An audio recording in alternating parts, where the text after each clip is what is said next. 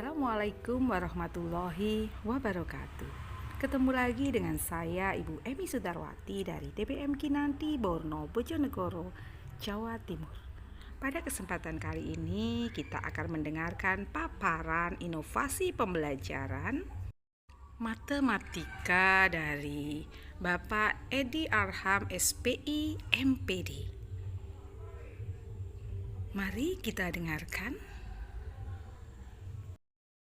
Lapar, makan apa ya? Sari roti sobek begini, yummy. Sari roti selalu happy, yummy. Sari roti kasur bikin begitu, selalu yummy, happy. Sari roti kan rasa dimakan langsung enak. Sari roti sandwich kreasikan sesuka, selalu yummy, happy. Sari roti selalu yummy. Bisa kita mulai ya Bapak? Boleh Bu, silakan Bu. Ya, terima kasih.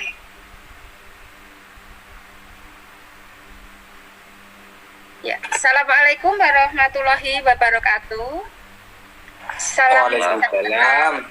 Ya, salam sejahtera untuk kita semua yang hadir di dalam Zoom meeting ini. Salam Om Swastiastu, Namo Buddhaya, salam kebajikan. Puji syukur kepada Allah Subhanahu wa Ta'ala atas limpahan rahmat dan hidayahnya pada malam yang indah ini. Kita bersama-sama dapat mengikuti kegiatan webinar tentang inovasi. Sebelumnya kami ucapkan terima kasih kepada Om J, Bapak Wijaya Kusuma, Guru Blogger Indonesia, Bapak Fajar Tilaksono yang telah memfasilitasi kegiatan ini, dan juga Bapak Arjun Anom yang telah mempunyai inisiatif untuk membuka kelas inovasi. Dan juga tim kelas inovasi Bu Lilis, Bu Leni, Bapak Rusli Roza, juga Ibu Sunarmi dan Ibu Daru yang telah bersama-sama kami pada pertemuan ini merupakan pertemuan yang ketiga dengan tema merancang, mengembangkan, dan mempublikasikan inovasi pembelajaran, di mana narasumber hebat kita pada malam ini yaitu di seberang jauh, yaitu Bapak Edi Arham SPI MPD dari Sulawesi Tenggara. Selamat datang Bapak, selamat berjumpa dengan kami semuanya, dan semoga Bapak senantiasa tetap sehat dan dilindungi oleh Allah Subhanahu wa Ta'ala. Baik Bapak Ibu guru hebat, dan kami ucapkan terima kasih kepada Bapak Ibu guru hebat di seluruh penjuru tanah air yang telah hadir di tengah-tengah kami untuk mengikuti nanti paparan dari Bapak Edi Arham. Untuk itu akan kami bagi pada pertemuan ini. Yang pertama yaitu pembukaan, pemaparan materi, kemudian tanya jawab, di mana tanya jawab ini silahkan Bapak atau Ibu nanti bisa menuliskan di kolom chat atau raise hand atau langsung membuka di kolom chat. Kemudian penutup. Nah, untuk mengawali kegiatan pada malam ini, khususnya Bapak Ibu yang beragama Islam, marilah kita baca basmalah bersama. Bismillahirrahmanirrahim. Baik Bapak Ibu, sebelum ke acara kedua untuk pemaparan materi, ada pepatah mengatakan bahwa tak kenal maka tak sayang. Untuk itu akan saya bacakan biodata beliau Bapak Edi Arham. Nama lengkap Edi Arham SPI MPD, tempat tanggal lahir Biranglo 9 Juni 1979. Nama sekolah SD Negeri Lalowata sejak 1 April 2008 sampai sekarang. Cukup lama nggih Pak nggih. Dan alamat sekolah mungkin yang mau ke sekolah Bapak Arham yaitu Desa Lalowata, Kecamatan Latoma, Kabupaten Konawe, Sulawesi Tenggara. Dan jika ingin datang ke rumah, alamatnya yaitu Jalan Aksara, Desa Kota Bangun, Kecamatan Ranometo, Kabupaten Konawe Selatan, Sulawesi Tenggara. Jika ingin mau speak, mau bertemu ada hubungan, silahkan menghubungi dengan nomor HP 085 395 817 555. Sedangkan email ediarham@gmail.com atau ediarham@gmail.com. Kemudian media sosial yaitu EIT Latoma. Organisasi yang diikuti oleh Bapak Arham yaitu Wakil Sekretaris Umum PGRI Provinsi Sulawesi Utara, Ketua Bidang Peningkatan Kompetensi Guru GPS Sulawesi Selatan, Ketua Komunitas Klinik Baca Tulis Korwil Sulawesi Utara APKS IPA PP PGRI. Pendidikan hampir semuanya ini tidak pernah keluar negeri, ya di Sulawesi, di Kendari. Dari SD, SMP, SMA, D2, S1, dan S2 Administrasi Pendidikan UU Kendari tahun 2014 sampai 2016. Sedangkan pengalaman dan penghargaan ini banyak sekali, baik tingkat nasional maupun internasional. Kita mulai dari tahun 2017, yaitu finalis Olimpiade Nasional Inovasi Pembelajaran Matematika tingkat nasional. Kemudian tahun 2018, guru berprestasi terbaik peringkat 1 di daerah terpencil Dinas Pendidikan Provinsi Sulawesi Tenggara. Kemudian Lomba Inovasi Pembelajaran Inobel Guru kategori MIPA SD Kemendikbud juara 1. Kemudian guru berprestasi berdedikasi di daerah khusus terbaik 2. Juga masih tahun 2018. Pemakalah terbaik Seminar Nasional Guru Berprestasi dari Kemendikbud tahun 2018 dan peserta terbaik Bintang Pancasila dari Kemendikbud 2018. Kemudian juara 1 Guru Idola Sulawesi Tenggara Harian Kendari Pos tahun 2019. Kemudian seleksi peserta pameran karya inovasi guru pada Rembuknas Pendidikan tahun 2019 sebagai juara pertama dari Kemendikbud. Kemudian 74 ikon prestasi Indonesia kategori sains dan inovasi.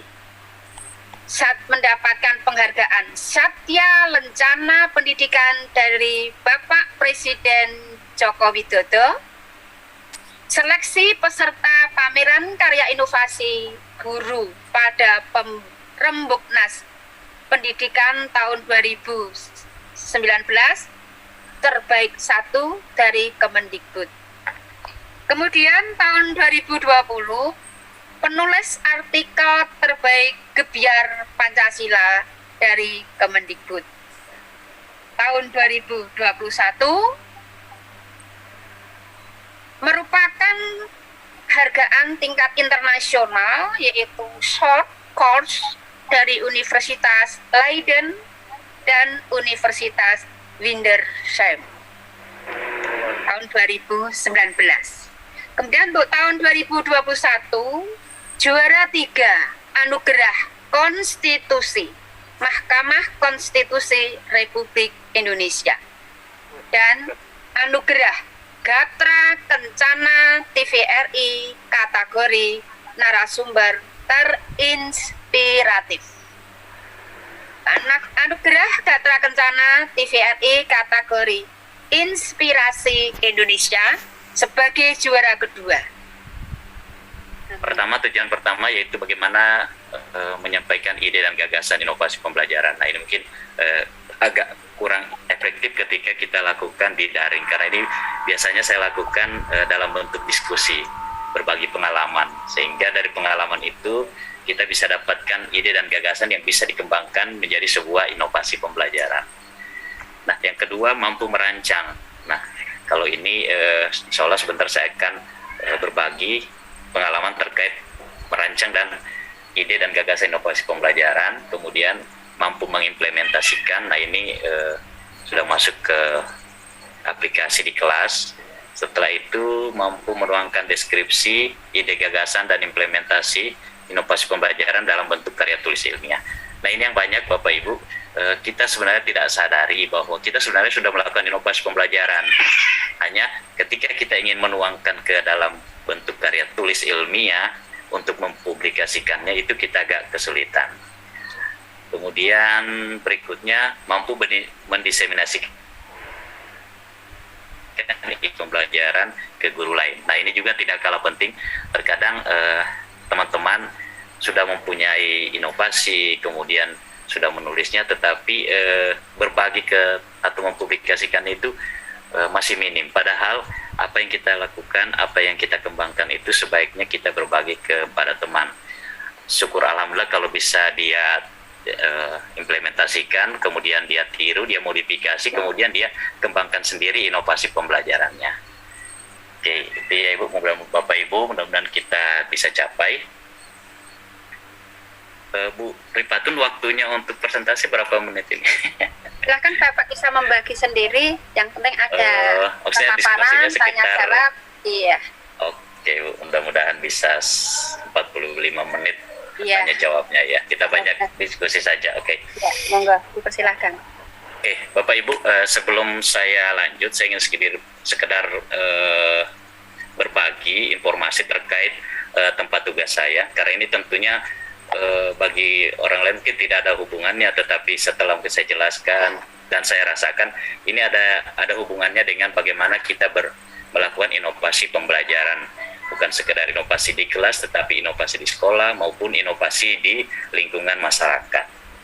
Nah, ini saya bertugas di Desa Lalowata, salah satu desa di Kecamatan Latoma, Konawe, salah satu daerah 3T, dan sampai tahun ini di SK Kementerian itu kami masih kategori tertinggal, masih daerah 3T.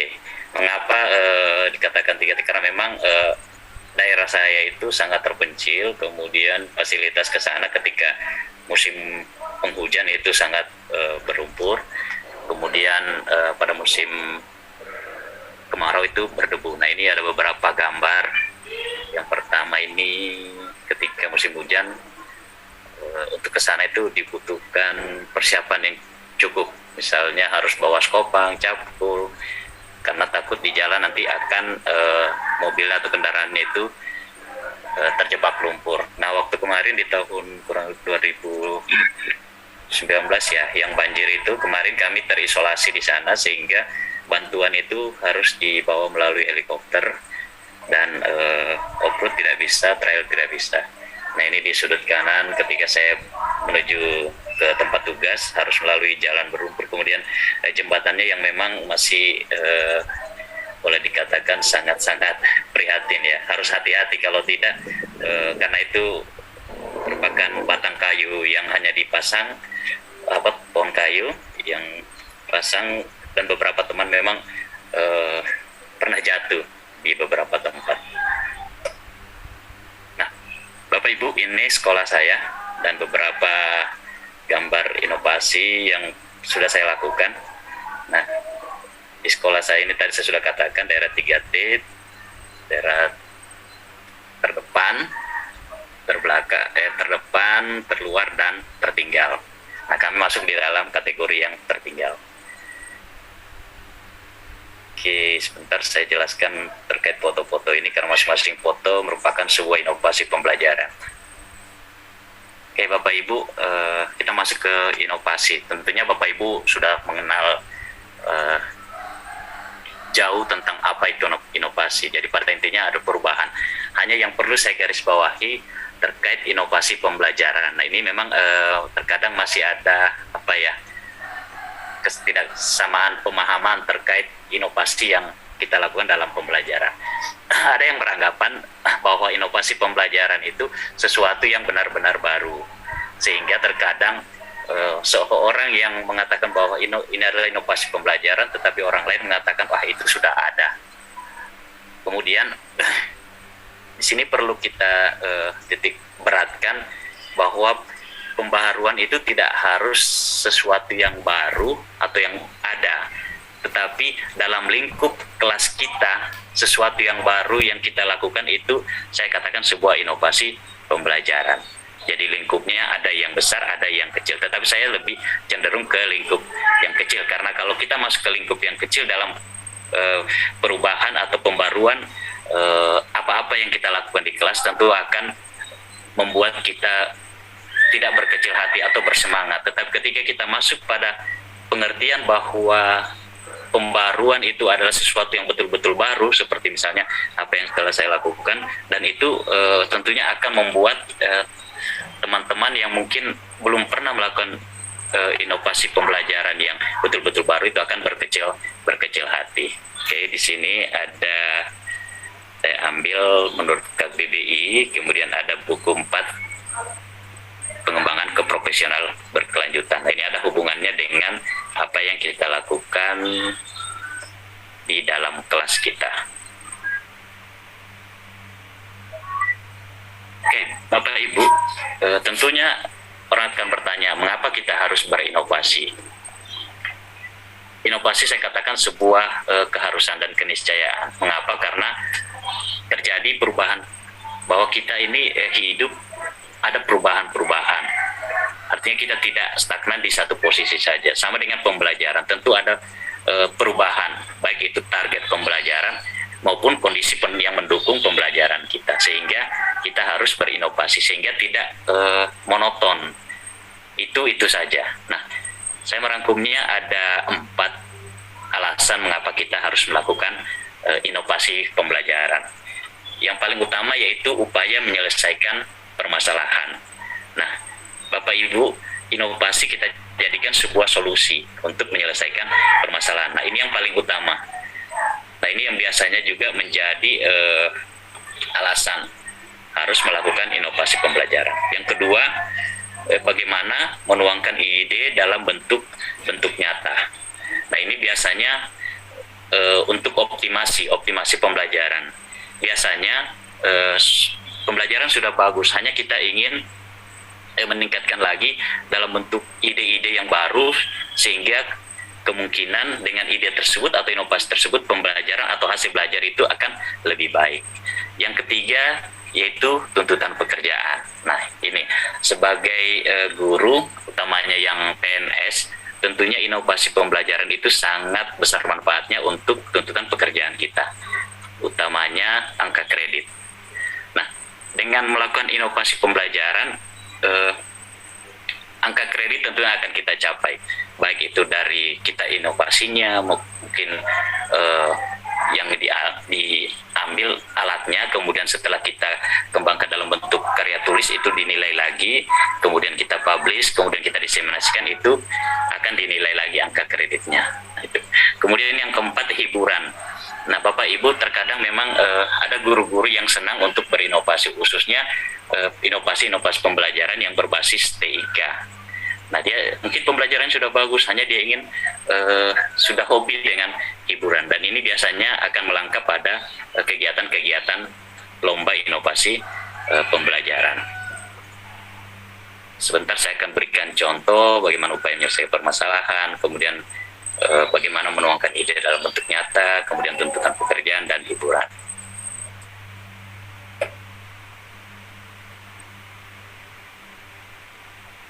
Oke, ini manfaat menyusun yang tadi.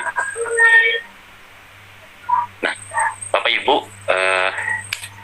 untuk kategori karya inovasi berdasarkan buku 4 PKB, terdapat 2 jenis, yaitu sederhana dan kompleks. Jadi sederhana dan kompleks biasanya dilihat dari media atau alat yang digunakan dalam mengembangkan inovasi tersebut.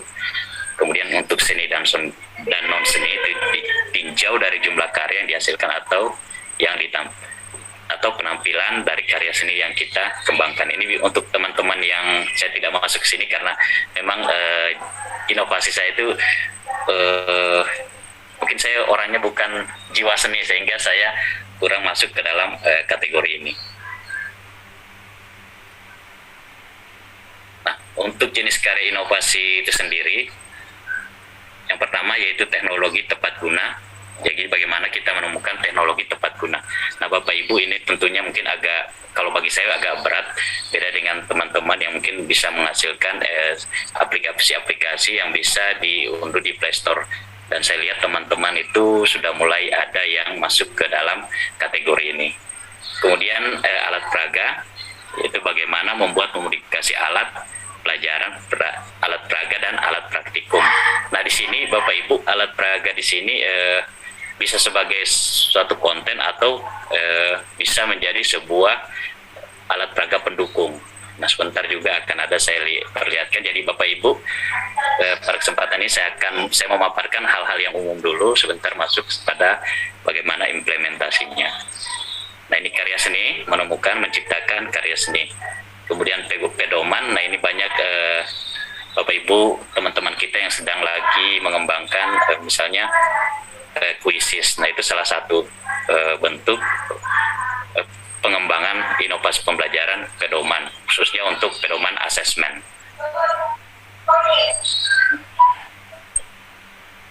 Oke, ini tadi sudah, karena waktunya juga ya Bapak Ibu, saya skip saja. Karya seni juga. Oh ya, Ibu Ripatun, pergantian slide-nya terbaca dengan baik, cepat Jelas, ya Bu? jelas. Jelas ya? Sekali, Oke. Pak. Ya. Oke. Baca. Ini jenis karya seni, nanti juga materinya saya akan bagikan. Memodifikasi. Nah, kita masuk ke jenis alat peraga ya Bapak Ibu. Nah, jenis alat peraga ya saya coba membagikan dalam bentuk 5 macam pembagiannya, yaitu poster atau gambar untuk pelajaran. Nah, ini biasanya banyak yang dijual atau kita buat sendiri. Ini baik itu dengan menggunakan kertas karton, kertas maupun baliho. Kemudian alat permainan pendidikan. Nah, ini biasanya game edukasi dengan menggunakan metode bermain sambil belajar atau belajar sambil bermain. Kemudian model benda atau alat tertentu. Contohnya yang saya sudah kembangkan yaitu Megasigra atau media peraga simulasi gerhana. Kemudian benda potongan, artinya bahwa sesuatu yang dijadikan alat peraga konten. Ini biasanya di matematika. Kemudian alat bantu pelajaran. Alat bantu pelajaran juga misalnya tadi ada gambar susunan tata surya kita.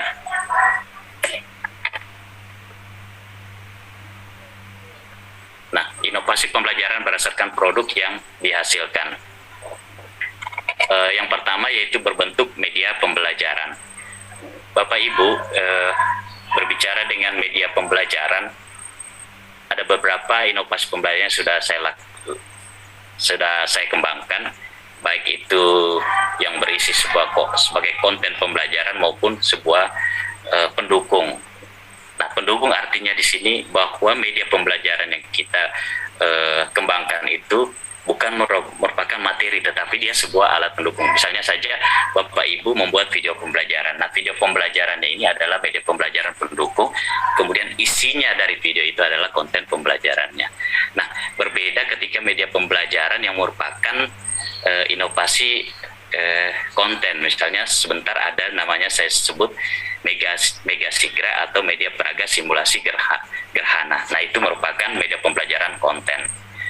Kemudian yang kedua ada namanya Inobel berbentuk model pembelajaran. Nah, ciri khas dari model pembelajaran ini yaitu dia memiliki sintaks yang jelas yang tidak boleh dibolak-balik tahapan-tahapannya. Jadi ketika misalnya kita kembangkan, misalnya yang saya kembangkan, sebentar saya jelaskan, yaitu ada dua, yaitu model pembelajaran Nasdar, kemudian model pembelajaran Astra. Nah, Astra ini sebenarnya sudah lama saya kembangkan, tapi insya Allah saya akan ikutkan lomba di kegiatan lingkar yang akan dilangsungkan pada bulan April yang mendatang. Kemudian Inobel berbentuk strategi pembelajaran. Nah, saya mengelompokkan strategi pembelajaran ini semua inovasi pembelajaran yang tidak termasuk dalam model pembelajaran. Artinya baik itu pendekatan, metode, cara, strategi, itu saya gabungkan ke dalam satu kelompok, yaitu saya sebut bentuk strategi pembelajaran. Nah, sementara untuk model pembelajaran itu sintaksnya jelas. Kalau strategi, sintaksnya boleh ditambah, dikurangi, ataupun bisa dibolak-balik dalam pelaksanaannya. Kemudian yang terakhir, Inobel gabungan dari dua atau ketiganya. Jadi boleh media pembelajaran, dalam media pembelajaran itu ada strategi tertentu. Seperti kemarin, saya teringat ketika ada teman yang ujian tesis S2, itu dia mengangkat tentang Facebook, langsung dikomentari oleh pengujinya, wah ini Facebook sudah banyak. Tetapi kan perlu diketahui bahwa memang medianya Facebook, tetapi mungkin strategi atau model yang dikembangkan adalah sesuatu yang baru, sehingga Facebook itu lebih efektif dan efisien digunakan dalam pembelajaran, atau misalnya dengan WA, atau misalnya dengan Quizzes atau PowerPoint. Nah, itu yang saya maksud merupakan gabungan dari ketiganya. Oke, kita lanjut lagi. Nah, Inobel atau inovasi pembelajaran berdasarkan alat yang digunakan. Nah, Inobel berbasis TIK yang pertama, kemudian non-TIK atau digital. Nah, ini saya kira berbasis TIK ini saya kira sudah jelas Bapak Ibu ya, yang ada hubungannya dengan laptop, internet, Android. Nah, itu semua adalah berbasis TIK. Kemudian Inobel non-TIK yaitu pengembangan atau Bapak Ibu biasa melakukan pengembangan alat peraga yang menggunakan bahan-bahan atau benda-benda yang ada di sekitar kita, atau mungkin benda-benda yang kita modifikasi sehingga menjadi sebuah inovasi atau media pembelajaran. Kemudian ada juga inovasi pembelajaran berbasis lingkungan sekitar. Nah, Bapak Ibu, untuk berbasis lingkungan sekitar, jadi kita mengembangkan inovasi pembelajaran dengan menggunakan lingkungan sekitar kita sebagai alat bantu pembelajaran. Nah, misalnya saja saya ketika mengembangkan pembelajaran dinamis kontekstual berbasis TEAMEK. Jadi saya menggunakan lingkungan sekitar sekolah maupun lingkungan sekitar siswa itu berada, utamanya ketika masa pandemi COVID-19 ini. Nah, sama dengan yang tadi, ini merupakan gabungan dari 2 atau 3 basis tersebut. Jadi ada Inobel non-TIK, kemudian digabung dengan lingkungan sekitar, kemudian atau misalnya Inobel berbasis lingkungan sekitar, tetapi kita gunakan juga media TIK sebagai pendukungnya. Jadi saya katakan ini adalah gabungan dari 2 atau 3 basis tersebut. Jadi Bapak Ibu, apa yang saya sampaikan pada kesempatan ini mungkin ada yang sedikit berbeda dengan pemahaman atau pengalaman Bapak Ibu, tetapi seyogianya apa yang saya sampaikan ini merupakan hasil pengalaman saya selama ini ketika mengembangkan inovasi pembelajaran. Nah, untuk Inobel berbasis TIK atau digital itu saya kira Bapak Ibu juga sudah tahu, ada gamifikasi, ada video dan motion grafis, ada pemanfaatan aplikasi berbasis Android dan PC, kemudian ada virtual reality. Nah, Bapak Ibu, terkadang dalam mengembangkan inovasi pembelajaran kita hanya mengutamakan ininya saja, berbasis TIK-nya, tetapi kita tidak mengembangkan strategi atau mungkin model yang bisa kita kembangkan dengan menggunakan basis TIK ini.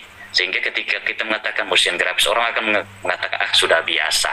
Padahal di dalam pemanfaatan atau pembuatan video atau motion grafis kita ada strategi tertentu, mungkin dalam pengambilan gambarnya, penayangannya, kemudian cara pemanfaatan itu berbeda-beda. Jadi tentunya Bapak Ibu kita dituntut untuk kreatif dalam hal pengembangan inovasi pembelajaran ini.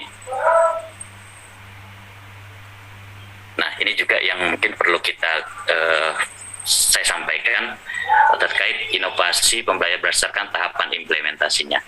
Bapak Ibu, ketika sebuah model media ataupun strategi, tentunya ada tahapan yang artinya tingkatannya. Nah, ini biasa juga terkadang kalau di perlombaan ini ada grade-grade nilai ketika kita mengembangkan inovasi pembelajaran itu merupakan R&D.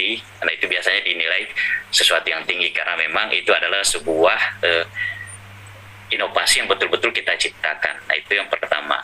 Nah, setelah kita sudah mempunyai inovasi R&D, tentunya kita ingin melihat efektivitasnya atau bagaimana hasilnya. Tentunya kita akan mengembangkan inovasi yang berbentuk eksperimen. Kemudian setelah kita tahu bahwa inilah yang bagus, ini kita akan tentunya akan jadikan dia sebuah inovasi pembelajaran tindakan kelas. Nah, setelah tindakan kelas itu mungkin kita akan menyusun laporannya dalam bentuk inovasi pembelajaran penelitian tindakan kelas. Nah, terkait dengan Inobel tindakan kelas dan Inobel penelitian tindakan kelas, mungkin Bapak Ibu akan bertanya-tanya, dan memang ini terkadang ada perbedaan pendapat juga. Kalau saya cenderung harus membaginya dalam dua, yaitu Inobel tindakan kelas dan Inobel penelitian tindakan kelas. Mengapa? Karena terkadang kita hanya mampu sampai pada inovasi pembelajaran tindakan kelas. Artinya kita tidak harus, lebih melihat manfaatnya. Kalau kita membuat Inobel penelitian tindak kelas untuk hanya satu tema atau sangat kecil satu materi saja untuk meningkatkan proses pembelajarannya, kita harus membuat perencanaan dulu, pelaksanaan, kemudian revisi, bahkan membuat laporannya yang cukup tebal. Padahal hanya untuk satu materi saja yang bahkan subpokok materi. Nah, itu saya anggap sesuatu yang terlalu berat bagi seorang guru. Tetapi ketika hanya kita melakukan inovasi dalam bentuk tindakan kelas yang mungkin bisa kita lakukan untuk misalnya kita butuh energi untuk melakukan Inobel penelitian tindakan kelas misalnya 5, tetapi Inobel tindakan kelas kita hanya butuh yang kecil atau butuh energi yang kecil untuk menghasilkan perbaikan proses pembelajaran yang memuatannya pada hasil belajar itu akan lebih efektif. Sehingga, tapi tadi saya tidak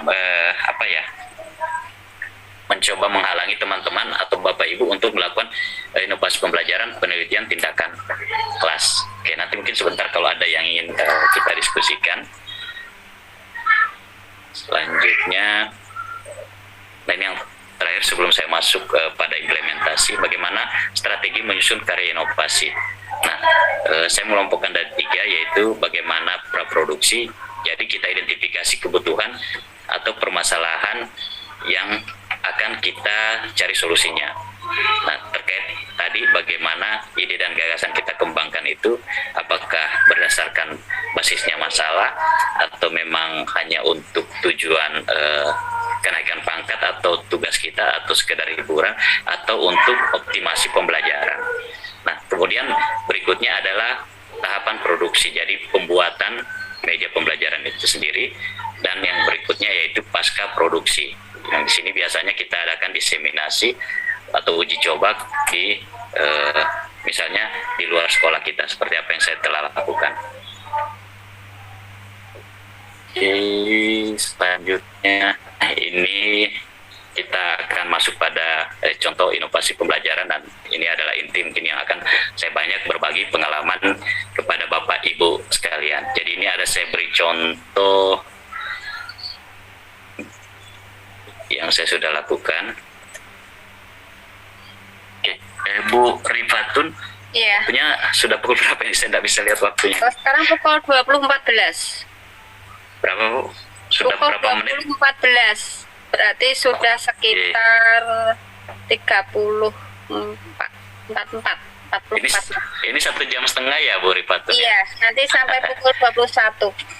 Masih ada waktu 46 menit. Oke, makasih Bu. Ya. Ya, jadi Bapak Ibu, itulah tadi sekedar gambaran tentang bagaimana inovasi pembelajaran itu sendiri. Nah, pada kesempatan ini saya ingin berbagi beberapa inovasi pembelajaran yang sudah saya lakukan. Mulai saya akan berbagi pengalaman bagaimana menggali ide dan gagasannya, kemudian bagaimana mengembangkannya dan bagaimana mempublikasikannya. Oke, di sini saya mulai mungkin sesuai nomor saja ya Bapak Ibu. Yang pertama, pembelajaran dinamis kontekstual. Nah, ini sebenarnya bukan hanya sekedar dinamis kontekstual, tetapi pembelajaran dinamis kontekstual berbasis TEAMEC. Jadi ada dua di sini fokus yang saya kembangkan, yaitu pembelajaran yang dinamis dan kontekstual. Kemudian ada basisnya STEAMEC. Bapak Ibu mungkin sudah familiar dengan STEM, STEAM, tapi mungkin saya menambahnya dua item, yaitu ekologi dan karakter. Nah, kita pahami sendiri bahwa STEAM, mungkin kita sudah tahu bahwa STEM itu asalnya dari luar negeri. Nah, mungkin mereka hanya berpikir bagaimana pembelajaran itu diintegrasikan dengan sains, teknologi, engineering, art, dan matematika. Sebelumnya hanya STEM, kemudian ada yang menambahkan art atau seni. Nah, untuk di Indonesia sendiri, utamanya di daerah saya perlu menambahkan dua integrasi yang harus kita masukkan, yaitu ekologi dan karakter. Nah, mengapa saya masukkan ini? Kita kembali lagi tadi bagaimana menjali ide dan gagasan yang berbasis masalah. Nah, saya memasukkan ekologi dan karakter karena saya melihat khususnya di daerah saya, Sulawesi Tenggara, pada umumnya di Indonesia itu dan berlaku umum bahwa memang karakter siswa kita itu ada semacam penurunan, dan itu kita sadari. Bahkan di media sosial banyak yang teman-teman yang mengatakan bahwa karakter kita itu karakter anak-anak kita itu perlu, maaf karena saya lagi ada pinggir jalan, jadi karakter anak-anak kita itu memang perlu ada penurunan. Bahkan kementerian sendiri beberapa lalu itu mengharuskan Bapak Ibu guru melakukan pembelajaran karakter. Nah, kemudian yang kedua, ekologi atau lingkungan. Mengapa saya masukkan ekologi dan lingkungan? Karena kita sadari khususnya di Sulawesi Tenggara, tapi mungkin hampir terjadi di seluruh Indonesia, bahwa terjadi banyak kerusakan lingkungan sekitar.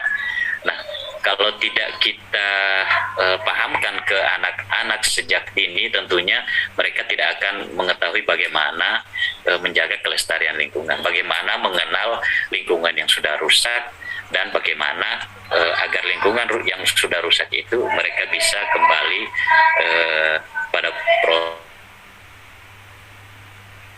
paling tidak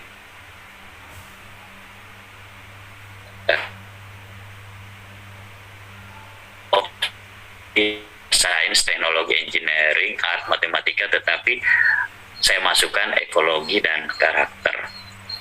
Nah, untuk pembelajaran dinamis kontekstual sendiri, yang jadi STEAMEC ini saya kembangkan pada saat jauh sebelum COVID-19. Nah, ketika COVID-19 saya integrasikan dengan sebuah ini bukan model tetapi sebuah strategi yang saya sebut pembelajaran dinamis kontekstual. Nah, Bapak Ibu tentunya kalau di daerah yang jaringannya bagus mungkin tidak masalah dengan pembelajaran daring. Tapi bagaimana dengan lingkungan yang seperti saya, di daerah yang tidak ada jaringan, tentunya kita harus luring atau luar jaringan. Kemudian karena kondisinya yang tidak memungkinkan luring di kelas, maka kita ada namanya guling atau guru keliling. Nah, guling sendiri itu mungkin di tempat-tempat yang lain atau mungkin yang dikembangkan oleh teman-teman itu sifatnya lebih umum. Nah, saya mengerucutkan menjadi sebuah pembelajaran dinamis kontekstual. Lagi-lagi inovasi yang saya kembangkan ini berbasis masalah. Masalahnya di mana? Jumlah guru yang ada di sekolah kami itu sangat sedikit. Kemudian siswanya memang juga kalau dibandingkan dengan sekolah-sekolah Bapak tentunya sangat kecil karena kita daerah terpencil. Tetapi perlu diketahui bahwa daerah terpencil kami itu penyebarannya itu sangat luas. Kemudian untuk sampai ke sana itu dibutuhkan energi dan waktu yang cukup banyak. sehingga saya kembangkan sesuatu pembelajaran yang dinamis. Jadi dinamis di sini dinamis waktu, dinamis materi, dinamis kelas, dan dinamis guru. Jadi kalau memang mau menjelaskan secara runtut ini cukup lama, hanya saya garis besarnya saja. Nah, misalnya dalam dinamis guru, bahwa seorang guru yang melakukan guru keliling, bullying, itu tidak hanya bertanggung jawab kepada siswanya saja. Kalau misalnya di SD tidak hanya, misalnya saya wali kelas 6, saya tidak hanya mengajar kelas 6 saja, tetapi semua siswa yang saya dapat, yang saya temui itu harus saya berikan pembelajaran. Jadi sistemnya klasik, walaupun klasikal terbatas, tetapi kita tidak klasikal, kita pengklasifikasiannya itu tidak berdasarkan kelas, tetapi pengklasifikasiannya itu berdasarkan kelas atas dan kelas bawah. Jadi memang guru di sini dituntut untuk memahami materi-materi kelas atas dan kelas bawah. Kemudian dinamis pelaksanaan, tempat pelaksanaan. Jadi ketika kita berkunjung, kita tidak ke rumahnya siswa-siswa, tetapi kita ke tempat-tempat yang biasanya mereka berkumpul. Nah, di sini Bapak Ibu, pada prakteknya ketika, misalnya ini contoh karena saya lakukan di sekolah saya, jadi ketika mereka biasanya ngumpul di pinggir kali untuk mencari batu, karena di sana ada kebiasaan anak-anak itu mengumpul batu untuk dijual. Nah, di situ juga saya memberikan pembelajaran ketika menemukan mereka di ladang atau di ladang itu kawasan itu ada beberapa orang tua siswa. Nah, di situ saya buat pembelajaran. Ketika saya dapat mereka di lapangan atau lagi bermain, di situ saya memberikan pembelajaran. Di situ guru-guru memberikan pembelajaran. Kemudian dinamis materi. Jadi materi, kalau biasanya mungkin dalam perencanaan ketika kita ke tempat anak-anak itu biasanya kita sudah ada suatu perencanaan bahwa ketika di sana saya akan berikan materi ini. Tetapi dalam pembelajaran dinamis kontekstual, ketika kita melakukan pembelajaran, kita melakukan kunjungan itu, kita belum bisa memprediksi materi apa yang akan kita berikan. Tetapi kita ketika tiba di tempatnya baru kita bagaimana mengolah kita berpikir materi apa yang akan kita berikan. Nah, ini ada hubungannya dengan kontekstual. Kontekstual artinya apa yang dilakukan siswa itu kita berusaha materi masuk ke dalam situ. Jadi bukan berdasarkan sebaliknya. kenyataannya. Jadi di sini materi yang mengikuti kondisi siswa. Jadi kalau misalnya kita mendengar Merdeka Belajar, mungkin kalau saya berpikir bahwa Merdeka Belajar sebenarnya implementasinya seperti ini, bahwa kita mengikuti kondisi siswa. Jadi misalnya saya menemukan mereka di pinggir kali lagi mengumpulkan batu, maka saya mencoba memasukkan materi tentang IPS misalnya, bagaimana kegiatan ekonomi, misalnya bagaimana itu produksi, bagaimana itu konsumsi, dan bagaimana produksi, mana itu distribusi, dan bagaimana itu konsumsi. Nah, dari praktik-praktik itu saya bisa menentukan bahwa apa yang mereka lakukan adalah sebuah contoh kegiatan produksi. Kemudian ketika ada orang yang datang membeli kemudian menyalurkannya kepada konsumen, nah itu adalah kegiatan distribusi, atau biasanya mereka yang memiliki mobil untuk mengangkut batu. Kemudian kegiatan konsumsi yaitu konsumen, siapa itu? Yaitu mereka yang membutuhkan batu. Nah, atau bisa juga saya masukkan materi matematika, bagaimana menghitung kubikasi, karena ini ada hubungannya dengan ketika mereka berjual beli itu ada istilah kubik. Nah, saya memperkenalkan kubikasi, dan itu betul-betul kontekstual, sehingga mereka betul-betul tahu, satu kubik sebenarnya 1 kali 1 kali 1 meter. Nah, tidak hanya sekedar melihat saja, ini sudah 1 kubik, tidak, tetapi bagaimana mereka bisa paham apa-apa yang ada hubungannya dengan kehidupan langsung, atau biasanya istilah kecakapan hidup. Nah, itu adalah pembelajaran dinamis kontekstual berbasis karya tulis terbaik jurnal. Jadi kemarin mungkin pihak TPRI, karena saya sering juga mengupload di media sosial dan kegiatan-kegiatan saya. Nah, ini salah satunya termasuk ada klinik baca tulis, kemudian ada pembelajaran STEAMEK tadi, itu sehingga dipublis ke TVRI, kemudian ikutkan lomba dan berhasil juara 1. Nah, itu tadi pembelajaran dinamis kontekstual.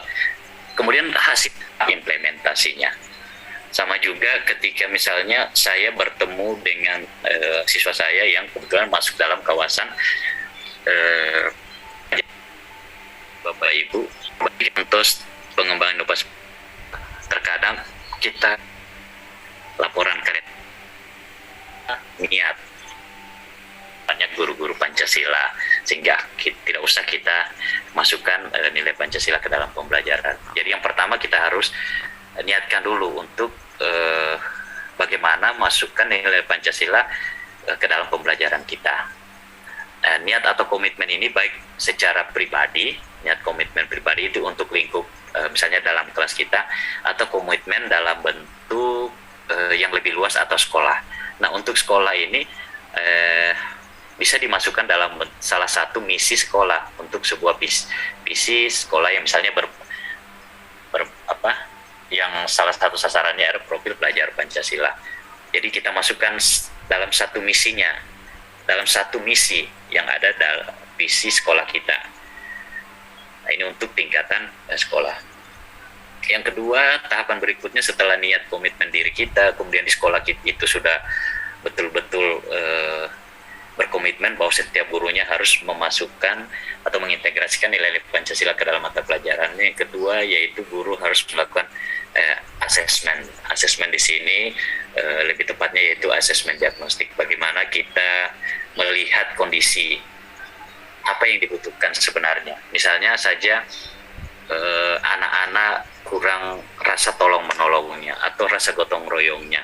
Nah, itu kita data semua, kita identifikasi semua. Nah, pada tahapan asesmennya adalah proses identifikasi. Nah, tahapan berikutnya adalah sintesis. Kita membangun, setelah ada data kita coba melakukan sintesis dengan kira-kira apa yang cocok dengan materinya. Misalnya masalah gotong royong kira-kira masuk materi di mana, itu adalah tahapan sintesis. Nah, kemudian kita masuk D, yaitu desain, atau kita mendesain pembelajaran atau lebih tepatnya kita salah satunya misalnya kita membuat rancangan pembelajarannya, menggunakan bahan bekas, aplikasi map offline untuk pembelajaran skala. Ya Bapak Ibu, jangan karena mungkin di daerah kita tidak ada internet kemudian kita tidak mau menggunakan pembelajaran berbasis TIK, tetapi bagaimana kita kreativitasnya kita untuk menggunakan yang versi offline, atau bagaimana sehingga anak-anak kita juga bisa mengenalnya seperti ini, misalnya maps berbasis offline. Kemudian yang kedua ini contohnya kearifan lokal, yaitu rotan bambu untuk pemjumlahan, kemudian alga musikalistik menggunakan tutup botol bekas, kemudian Astra ini yang untuk peningkatan aspek sikap siswa menuju profil pelajar Pancasila. Oke, saya kira itu saja ya. Jadi mohon maaf karena mungkin juga tergesa-gesa sehingga apa yang saya ingin sampaikan mungkin kurang tepat ya. Mohon maaf ya Bu Ripatun dan Bapak Ibu guru, teman-teman semua. Saya kira itu saja pemaparan saya. Kita akan lanjutkan diskusi karena waktunya juga sangat sempit. Saya kembalikan ke Ibu Ripatun. Ya, terima kasih Bapak Edi Arham. Lapar, makan apa ya? Sari roti sobek begini, selalu yummy. Sari roti selalu happy, yummy. Sari roti kasur bikin begitu, selalu yummy, happy. Sari roti kan dimakan langsung enak. Sari roti sandwich kreasikan sesuka, selalu yummy, happy. Sari roti selalu yummy. Demikian tadi inovasi pembelajaran matematika dari Bapak Edi Arham SPD MPD. Semoga bermanfaat untuk kita semua. Terima kasih. Wassalamualaikum warahmatullahi wabarakatuh.